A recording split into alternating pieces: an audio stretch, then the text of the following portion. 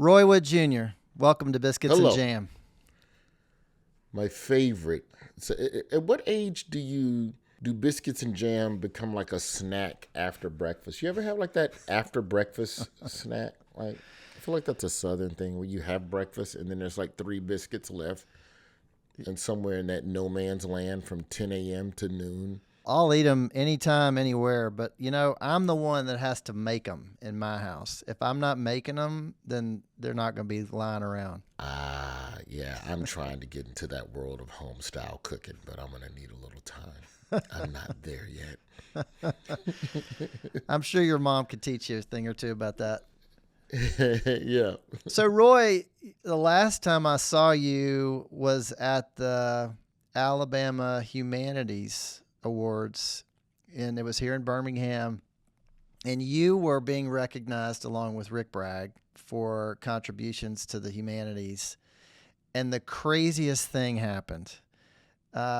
We were getting ready to do the event, and some kind of alarm went off or a security thing happened, and the entire audience of 700 people had to go out on the street. Was that a first for you? Yes, full-blown fire alarm where the fire department responded. Apparently what it was, there was some elevator work or something that had happened earlier that day, and whatever dum-dum was supposed to turn off whatever sensor didn't turn off whatever sensor. And so I think the elevator not moving made the elevator think, oh, someone's trapped inside. I must call the authorities. But it was an exciting night. It must have been really something for you to be recognized in Birmingham, in Alabama. I mean, this is an award that Harper Lee has won, Brittany Howard from Alabama Shakes, so many great folks, and put you in some pretty rare company. Must have felt good. It was very humbling. I still don't, this is from my therapist, not me, but you must work on accepting compliments. And now you're talking about a whole ass award, and then I have to sit on stage with people who are, in my opinion, far better at what they do than I am at what I do, and be told, hey, you're good. Not only are you good, but thank you. That's a rarity in my business. And, coming from Alabama, I don't think anybody who's ever done anything for the state has ever done it with the idea of thanks or praise. Or the thing I've always remembered about Alabama is that there is a humility to how you should carry yourself. So even walking around with an air of, oh, well, I should be, and how dare you for not recognizing that I am. No, you do the job, and, because I'm from a place where celebrity don't impress people much, I've never carried myself as one. So I've never really thought about the concept of doing anything with a thanks in mind. Like, it ain't a lot of people that's not from Alabama going, how can I help the state of Alabama? So, in that regard, I feel like it's up to us. The idea of how to carry myself in the state, I just kind of picked up, from other people. Ruben Studdard or, Taylor Hicks has his spot. You liable to just see him in there. Yeah. Cooking, or just like that's.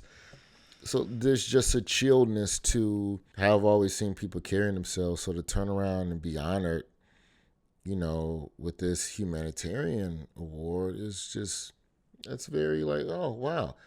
And in my head, I'm not even close to the stuff that's on my checklist. Well, you're still young. You got a long road ahead of you.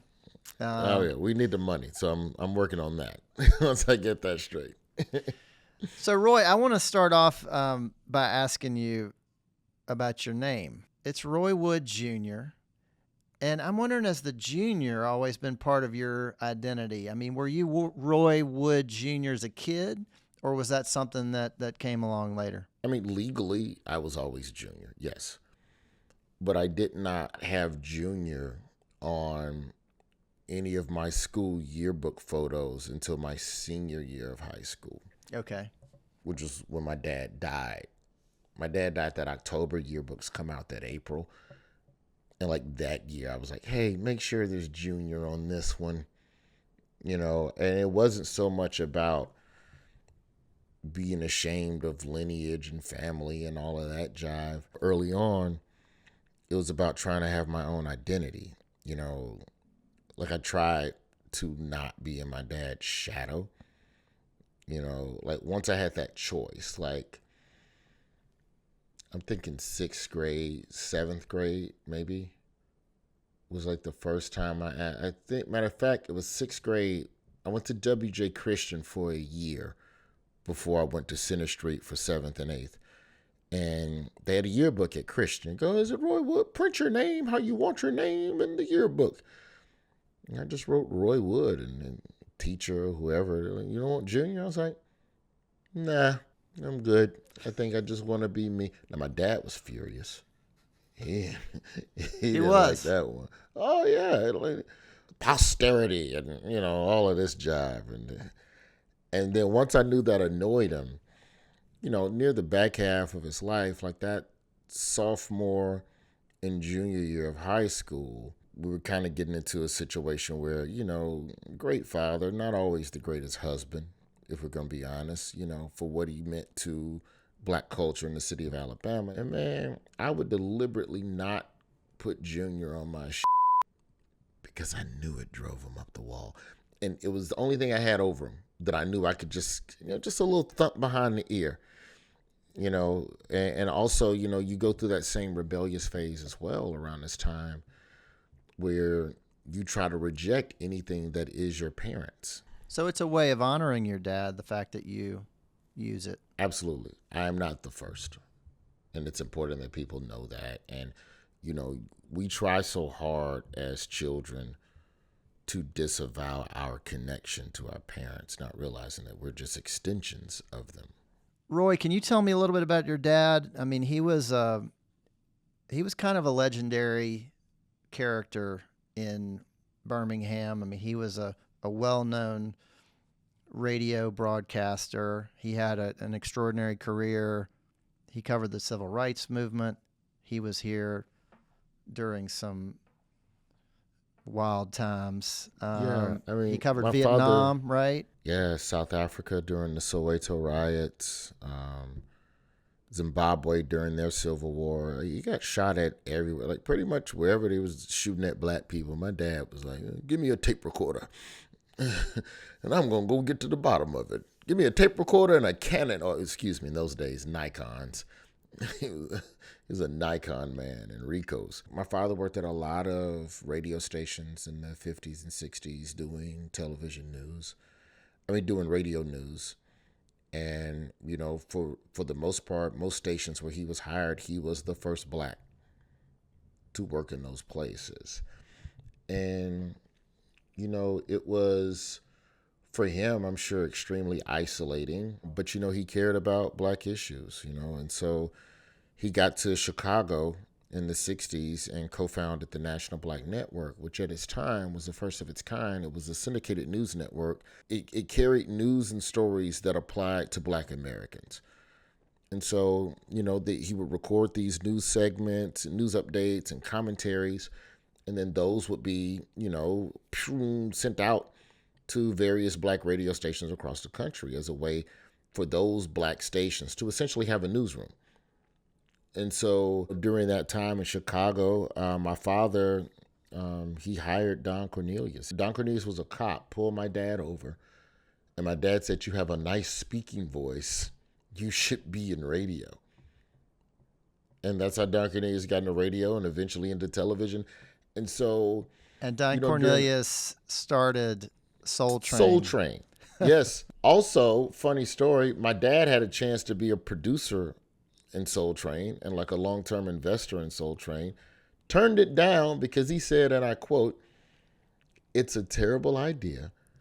Nobody wants to watch black people dance for an hour. Leave that dance and to Dick Clark. This is a newsroom." He couldn't see the vision. He couldn't see the vision, bro. And how many years was it on TV? Oh, long enough for my dad to not allow me to watch it by the time I was Yeah. born. 20 years probably at Yeah, least. Yeah. 40, and then with the award shows and everything else that Yeah. came with it. Don Cornelius did he did all right with Soul Train Money. We'll just say that. Yeah, my dad, he was very serious about covering stories that focused on inequality in this country. And so, he went from Chicago, and then from there he was at WCBS for a while in New York City before coming down to Birmingham to be the news director at WENN at the time. And so that was the beginnings of his time in Birmingham. And during that time, of course, you are the man in town, and people already knew who he was because of his syndicated news segments. Yeah, like I remember one year in the 80s, was it 88 or was it 84? I think it was 88.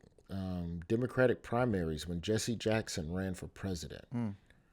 And he had a primary stop at the Boutwell Auditorium. And I remember being backstage with my father and Jesse Jackson and Mayor Arrington and just all of these just black hi-hat dignitaries, just men.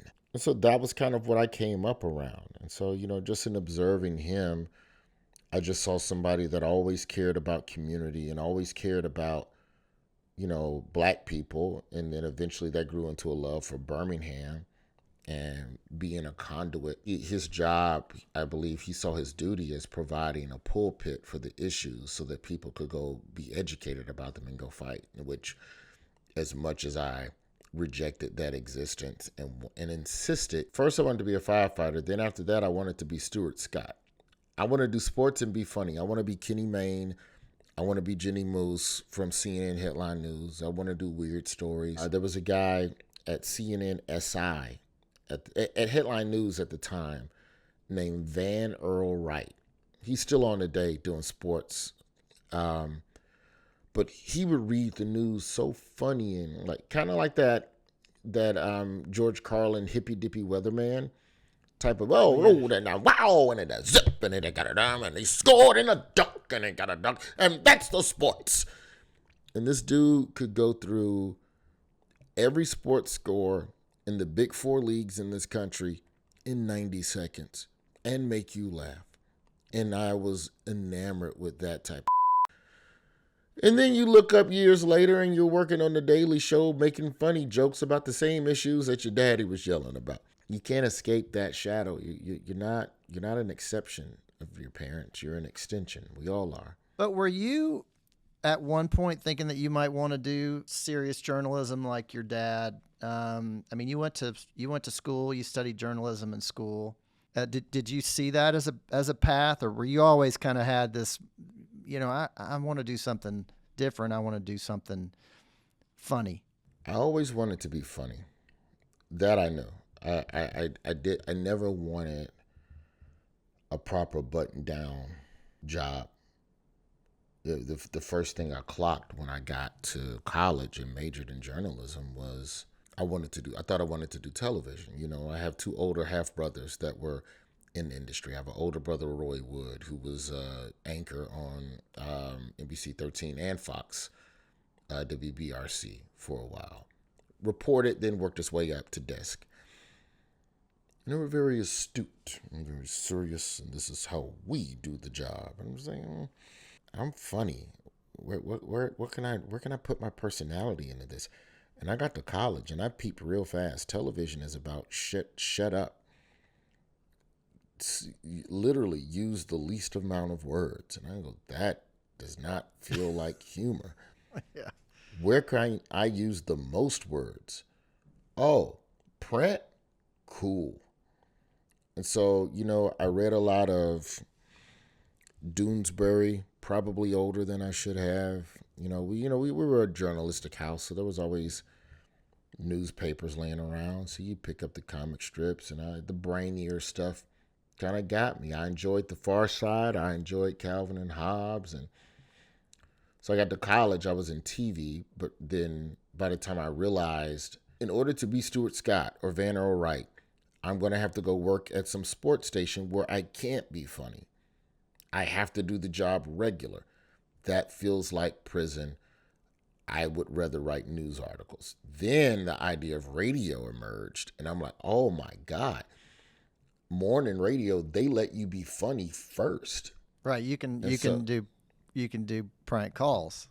yeah, you can do print. But even before that, I was just like, I scammed my way into my first radio gig in Tallahassee, which ultimately was my internship.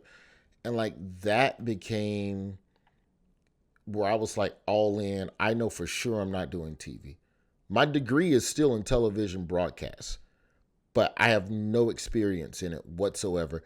So I knew I was never going to get hired for that. So I knew, all right, let me get as much radio experience as I can before I leave Tallahassee and see if I can do that while doing stand up. And maybe that can be, a lane. But yeah, I scammed my way onto radio, and essentially that was the beginnings of the idea of how I could use humor. My senior year of college, you have to do like a radio practicum or broadcast practicum, right? So you can work at the campus TV station or the campus radio station for like 1 or 2 shifts a week. Or if you can get an internship somewhere off campus, then you can do that. And the radio station I could not work at because at this point I was on the road as a comedian, and I could not get an internship anywhere in town because I was on probation for stealing clothes from the mall. So essentially my senior year, and this is important detail. It's going to feel like a digression. I was taking 15 credit hours, and I condensed all my credit hours into Tuesday through Thursday. I might have a Monday night class, but for the most part, I took a week's worth of college courses in 3 days. And the reason being is that Thursday night after I left Golden Corral, I could go get on the bus, or Friday morning, get on the bus. If you leave Tallahassee Friday morning, you can probably get anywhere within a reasonable, as far north as Charlotte, as far west as New Orleans, as far south as Tampa, in time for an open mic. So Friday through Sunday is when I bounced around the South and slept in bus stations and did my shows. I can't do a weekend shift at the campus radio station because that's all that was left at that point. Because the cool kids and the regular jocks who were majoring in radio, they get preference on the shifts. And then the TV kids and everybody else who wants to slot in to get your practicum credit, you can pick whatever credit's left. Well, I can't sit here on a Sunday morning and play gospel music. I'm sleeping in a bus station. But you need the practicum credit to graduate. So this was 2000, and late 90s, early 2000s is the beginning of the separation of black radio into specific genres of black music. That wasn't a thing until 94, 95 nationally. So the idea of the old Win 107 in Birmingham, it was oldies in the mornings, classic soul till noon, pop and a little bit of R&B in the afternoon, rap from 5 to 8, and then the quiet storm overnight. Well, now each of those music blocks is its own radio station. So you have all of these new hip hop stations popping up, and a lot of them are hiring local jocks. So there was a station that I listened to every morning. What I noticed is that the station, there was a morning show. It's called The Breakfast Buffet on WVHT Hot 105.7. Every black morning show had every radio morning show had a weird breakfast name or something in there. And I noticed in the mornings they didn't have anyone doing news. There was never any news on that station. So much so that I would, when they were on commercial break, I'd flip over to the news talk station. So I ride my bike up to the radio station one day, and I catch the program director outside, just a random afternoon. I go, "Hey man, I need a college credit. You all don't do news. Can I come in every morning at 5 a.m. and do news? And we can pre-record it, and then you have a segment you can play through the rest of the day. I'll record 2 news breaks. One you can play at the 10, the other at the 35, and you just ride that through. God bless Van Wilson. Van, his brother Vaughn, they said, yeah. So I started coming up to the radio station. Before my day started, I was at the radio station at 5:30 in the morning recording news breaks to start in the 6 o'clock hour, the same as my father did for the entirety of his career. And I did that for a couple of months. And then this is getting to the kind of the scam, quote unquote, part of it all. I go, hey, man, you know what would be cool with this newscast is if we had like a kicker story. I'll still do the hard news. You know, we do 2 national, 1 local, and a sports story. That was the existing format, right? I go, can I add a kicker story? Just something fun. Cool. So now it's open season, baby. So now I can find any story on earth that I want to mention.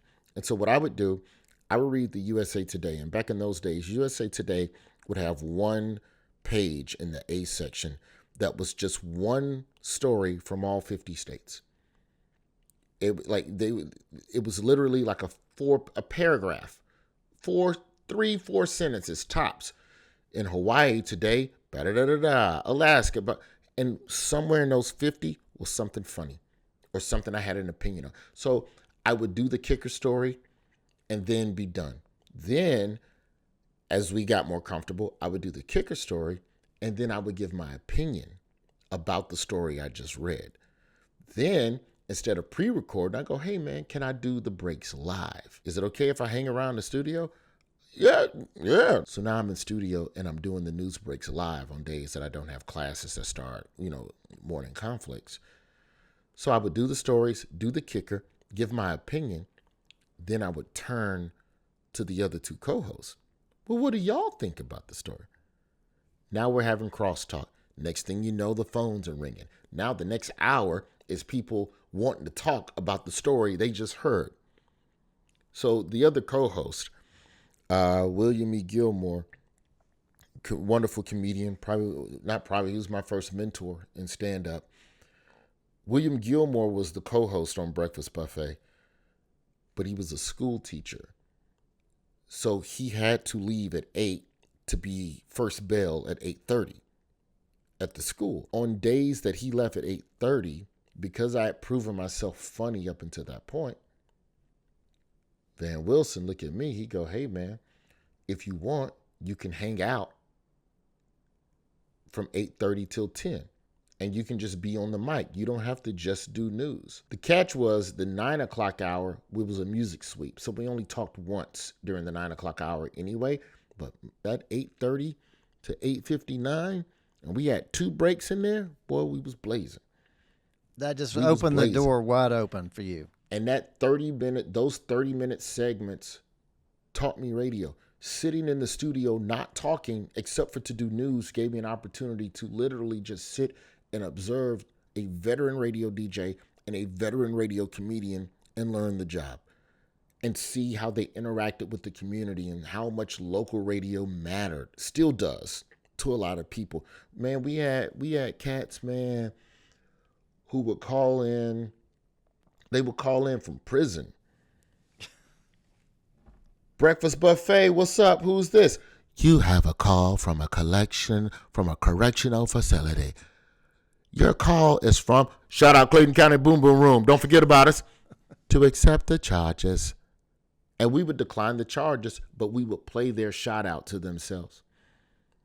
It was incarcerated people saying, don't forget about us. Yeah. It's beautiful. And so that was what got me my internship credit, but more importantly, way more experience than I would have ever gotten anywhere else in the city, on campus included. So when I got to Birmingham, I graduate 2001. I come back to Birmingham. Ricky Smiley has left. He was king of the city. Sid Delaney was running things on radio for a while. And at that point, they had flipped the morning show again, and they needed a new comedian. Well, here I am with experience in stand-up and a degree in broadcast. You have to hire me. You have no choice. I want to switch gears for a second, and I want to ask about your mom. I met your mom at the Alabama Humanities thing. She looks just like you. And she seems like a big personality. I'm wondering if she has given you a lot of advice over the years, whether it's on The Daily Show or it's on your new show, Have I Got News for You? What kind of feedback do you get from your mom? My mom's advice is more has always been rooted in how to deal with people, how to deal with conflict, how to deal with adversity. It's interesting because you think that your parents have nothing to offer in wisdom because they haven't done the same thing. For context, for those who don't know, my mother's been an educator her entire life. She was in the Birmingham City school system until the early 90s, and then moved over to UAB, and since then has been at Miles College for coming up on 30 years. And she's still working, right? And she's still in her working. 70s? Yeah, mid-70s, still working, still goes to work every day. She loves the kids. She loves knowledge, and somewhere over that same amount of time, she's collected a couple of, masters and doctorates and law degrees. So you think that, oh, well, you're classroom smart. You don't know about education. You don't know about entertainment, but it's all the same. It's people, it's relationships, it's conflict, it's making choices, it's deciding whether or not you know for sure that you are smarter than the person who's trying to make decisions over you. The higher I've ascended, the more similar our jobs are. The biggest challenge of entertainment, the higher you ascend, the more you are told, or expected rather, to trust the people around you. And somewhere along the way in your career, you stop trusting yourself. You stop listening to yourself first. And you listen to everybody else, and then you do what they say do, or you feel like what their hive mind, even if what you feel goes against all of that. And to me, that's what I'm like, no, I think I'm gonna do what I want to do for myself now. A lot of that emerged early on. I had a contract dispute with 95.7 one year. At the time, I was ready to quit. I'd probably been working at the station 3 years. I wasn't making a lot of money, but I had a disgusting amount of flexibility for travel. And I didn't understand, because this was my first real radio job, I didn't have the perspective of knowing that most radio stations don't let you go nowhere. They make you sit here, stay in town every weekend, go do all of the events. And at this time, as a co-host / producer, I didn't have any of those restraints. For as long as I did my job and if I did prank calls, I pre-record them. If I had a parody song, I'd put that in the can. Everything was nice and neat in the computer. So Friday morning, I can hop in my Ford Focus and dip and go to where I need to be. I needed a root canal.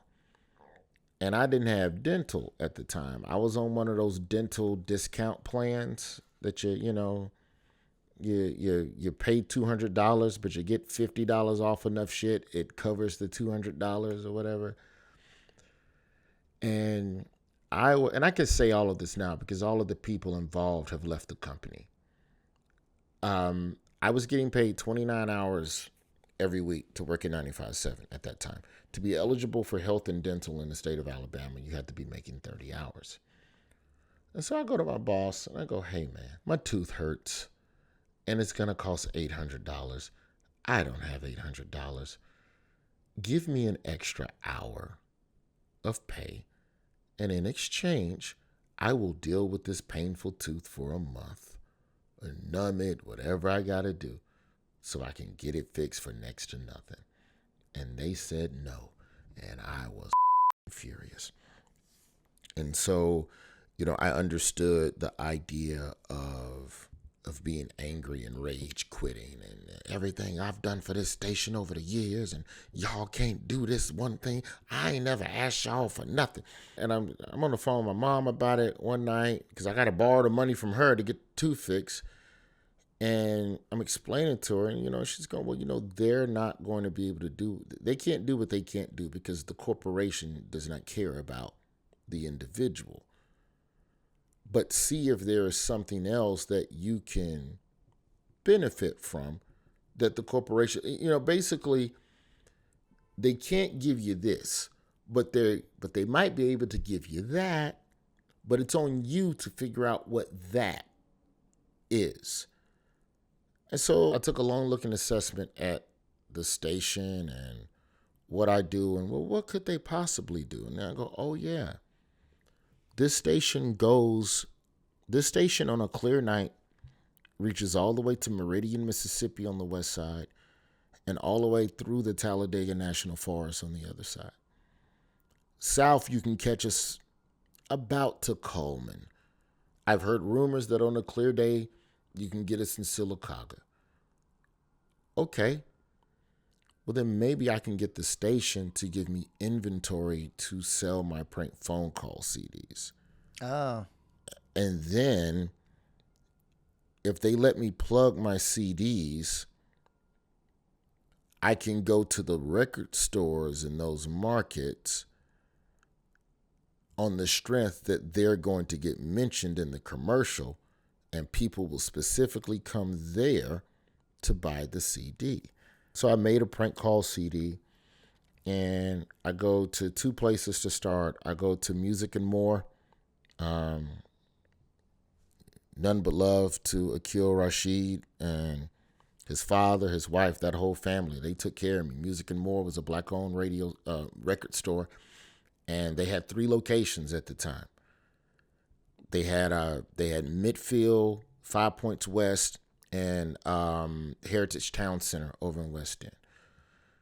And they put my CD in all 3 of those stores. So I go to the station, hey, can I plug? And they go, well, we can't give you a full commercial, but we can let you plug it within the morning show 4 times. That was enough, Sid.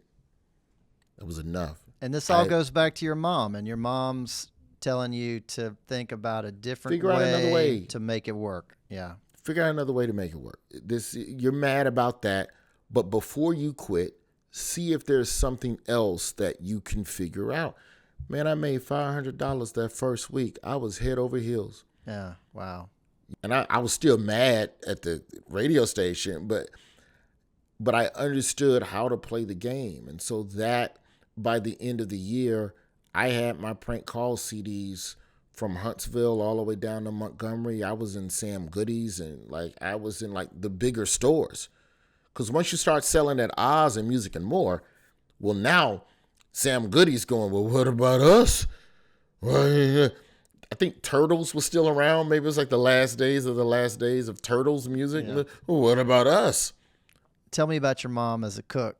We ate on Sundays in our house because everybody else was gone most of the time.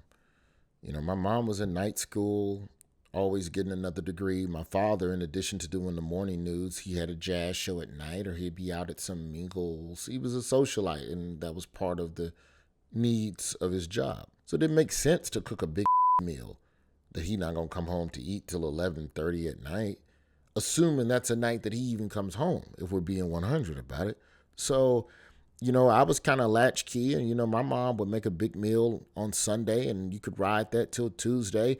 Wednesday, she might make some hamburger helper. All right, well, you know that for 2 days. Change out the vegetables each night so it feels like a new meal. What did the Sunday meal look like? Hungry Jack biscuits with sop and syrup. We were a syrup sopping family. We put the butter in the syrup and sop it all up in one fell swoop. We didn't put butter inside the biscuit. That didn't come till later when we got money. But me, my mom, and my dad sitting there and just reading the paper and passing the paper around in sections. It's eggs, it's bacon. Never pancakes or waffles, though. Always biscuits. It's just, and now that I'm older and I've worked enough 18-hour days, I understand why my mom wasn't making these big, extravagant meals. But then, sometimes you'd have a simple breakfast, and then my dad might take us all to Quincy's restaurant for after church buffet type situation. Dinner sometimes, we do rump roast, we do meatloaf. But some nights, during the week, we were grab and go. I was Popeye sometimes, I was Hot Pocket sometimes, and other times there might be a little rump roast left over. Cool, make yourself Make yourself a meatloaf sandwich. So, you might bake a chicken. Okay, cool.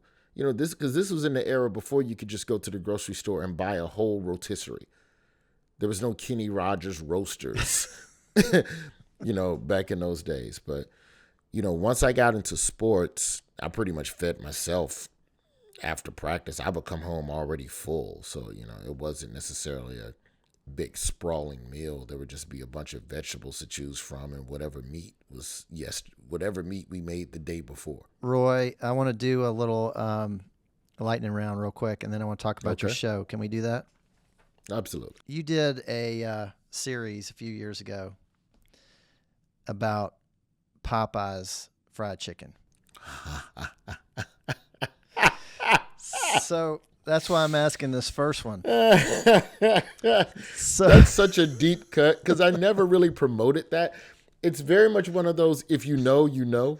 Just keep going. I didn't mean to cut you off. Well, so I came across that, and I remember it was a big deal. I mean, Popeyes fried chicken just blew up. And I don't know how they did it, but they did something right. That sandwich, man. That Popeyes chicken sandwich, it was so hard to get, man. It was the Beanie Baby Tickle Me Elmo of food. It was. You would drive by a Popeyes and there would be a line of cars going around the block, which is, but if you had gone a month before, there'd be nobody there.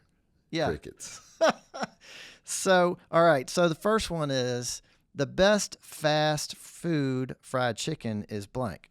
The best fried chicken is Publix. Grocery stores. But fast food, we're talking drive-through window.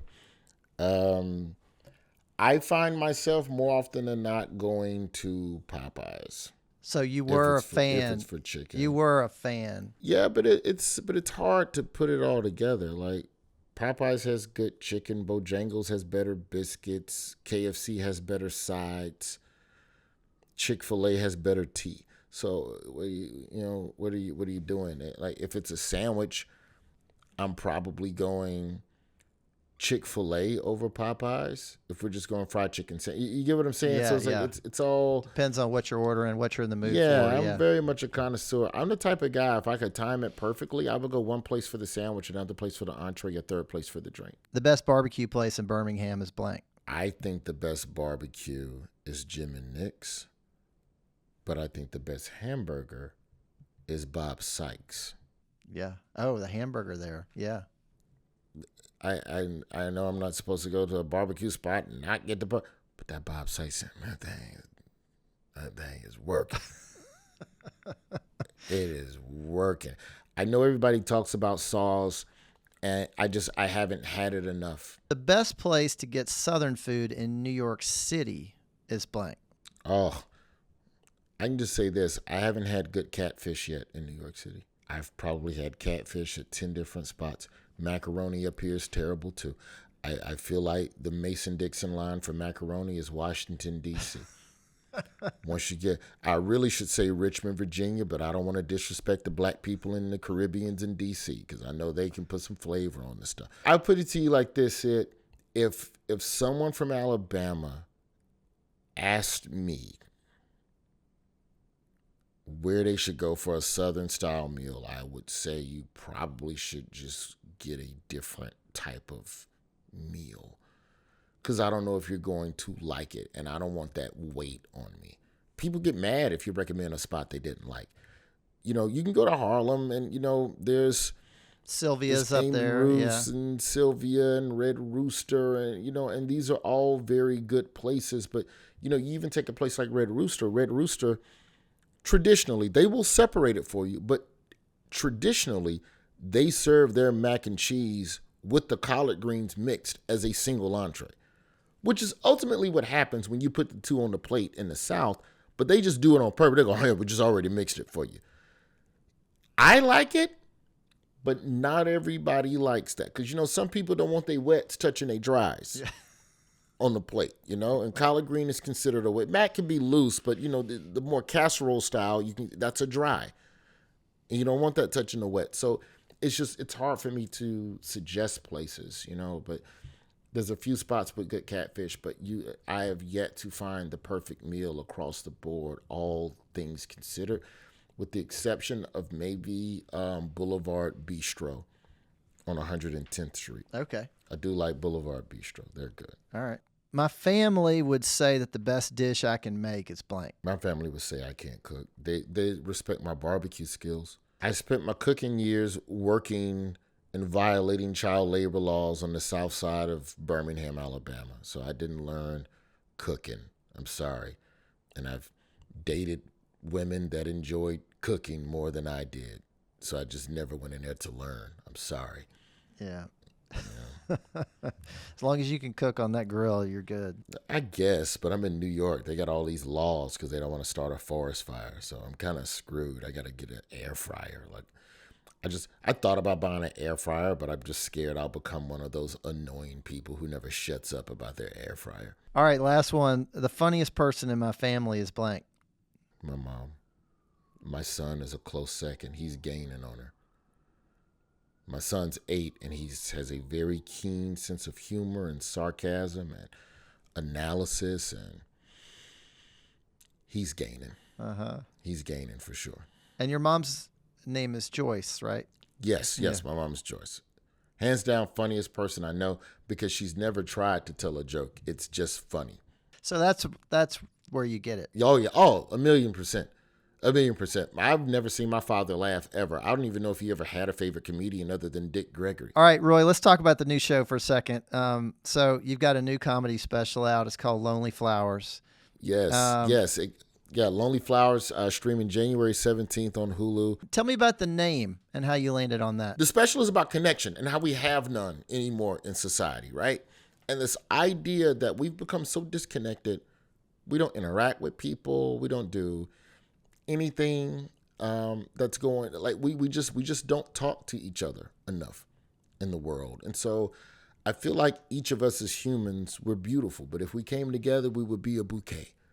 And so each person is its own little bitty lonely person. And if we tried to connect with one another, I think we'd be better in the world. We need to bring back cashiers. Self-checkout is where it started.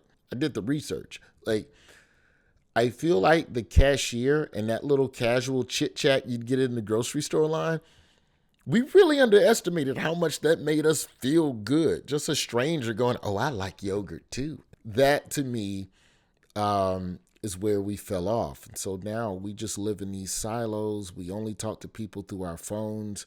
We don't even answer our phone when loved ones actually call. So, it's a different world now. Well, I think especially in the South, the self-checkout hurts, because there's a lot of talking at the grocery store. And I mean, if you're going to the grocery store in the South, you've got to build in some extra time because you're going to run into people. And you might have 15 minutes of shopping, but you got to have at least. How you been?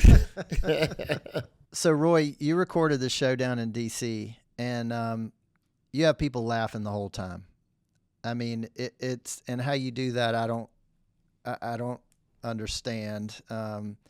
It's an hour long. You're standing there in front of an audience for an hour, and you've got them laughing the whole time. But you also, like you said, it's about community, and you're talking about things that matter, and you're talking about things. There's some real substance to what you're talking about, and my question is, how do you balance the humor? How do you make people laugh and then also walk away feeling like they took something away from it? If you can get people to laugh, you can get them to listen. And so, I'm not trying to preach. I just think I wanted to do a special that was also about community and also, on purpose, didn't do anything about politics for the most part in this special, partly because I do the CNN show on Saturday nights every week now. I have a place to do those jokes. Here is a place where I can talk about whatever else I want to talk about. And I just felt like analyzing society at large was just a much bigger gesture, But I think if you can get people to laugh, you can get them to open up.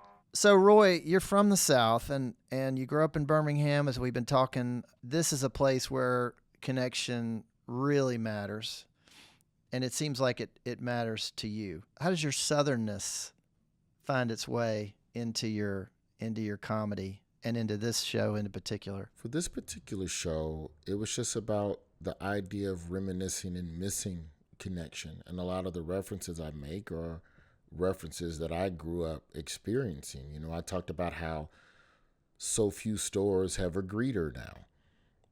The idea of just saying hello used to be an occupation. Now, I can't speak for the East Coast, but like literally, your only job is to say hello and goodbye to people. That was a regular thing. Now you can't find an employee. You know, I even joked a little bit in the special about how, like, as a black man, I even miss getting followed around the store just for the friendship. Like, we're lonely, baby. You know what I'm saying? But I think that the idea that we have to show care and concern about the next man is definitely a linchpin of the special for me. And I think that's really, it really comes through time and time again throughout the jokes. And I think within that, a lot of what I reminisce and long for, a lot of it is, you know, entrenched in Southern culture. You know, we were talking about your mom, and one of the things that you mentioned in the show is that you talk to your mom every week. You used to call her and check in after you'd been maybe doing a club or comedy club over a weekend. You'd been traveling. And I love that. I love that that's a way that you have this kind of built-in connection back home, and it's a priority for you. You know, that call started from more of it being just a safety call early on because, you know, my mom, we didn't always see eye to eye on my choice of employment.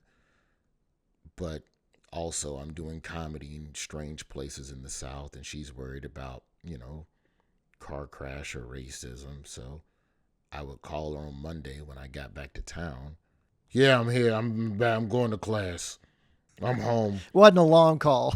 No, it was very short because you're going to ask me how it went, and I'm not going to tell you the truth. Yeah, I was opening for a guy. He left his guitar on the stage, so we were performing in the hotel where we stayed. So I went to his hotel room to take him back his guitar, and it was every drug but crack on the table. And then he invited me in, and I said, no thanks, because I'm playing Madden, because I travel with my PlayStation. So how was your day at UAB, Yeah. Joyce?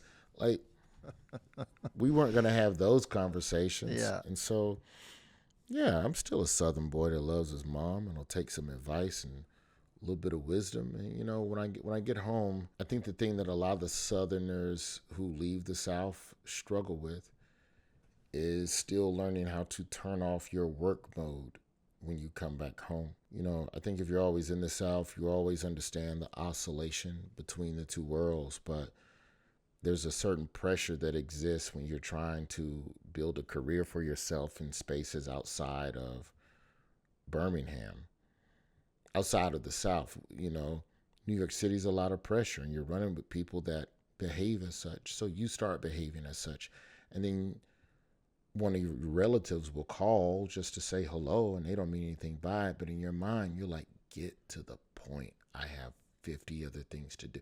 And if they detect a smidge of that, the call is going to be twice as long because now you're going to get lectured. I struggle with navigating that a great deal. And that's not just with my mom, but that's, you know, most anybody that's not in some sort of weird rat race where your industry has never had the consistency of anything but quicksand for 27 years. At best, I've had job stability, the level of Jell-O. The Daily Show was pretty good. The Daily Show was some solid concrete that. That's for a long time. You know, that was for what, 7 or 8 years? Yeah. 8 years is the longest job I've ever had anywhere. I can't think of anything else I've done for 8 years. Before that, it was Golden Corral, 2.5. Yeah. I got fired from that. Well, Roy, I just have one more question for you. What does it mean to you to be Southern? To be Southern means to be caring. I don't think it's possible to be Southern, at least a good Southerner, without having real care and concern for people and having care and concern for your community. And I feel like I got both. I think you do. And I'm so appreciative of you being here. It's great to have you on. Thanks for being on Biscuits and Jam. Absolutely. Thank you.